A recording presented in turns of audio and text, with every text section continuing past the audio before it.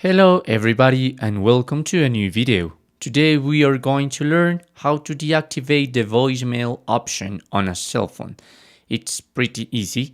Let's remember that the voicemail is activated when somebody is calling you and you cannot answer, or for instance you are talking to another person and it's going to send the other person to the voicemail to let you a message. Most of the people don't let a message.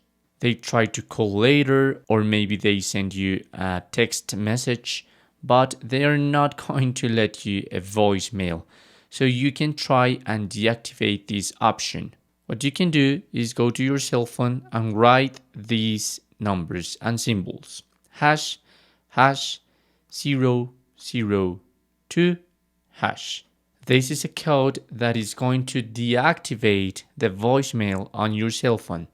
Apparently, it functions in any company.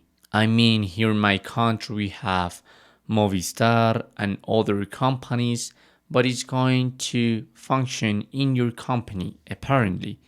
What you have to do is now press the green button in call, and a message is going to appear that the voicemail has been deactivated. Now, when a person calls you and the phone begins to ring over and over, it is just going to stop. They're going to sound like some beeps, toot, toot, and no more.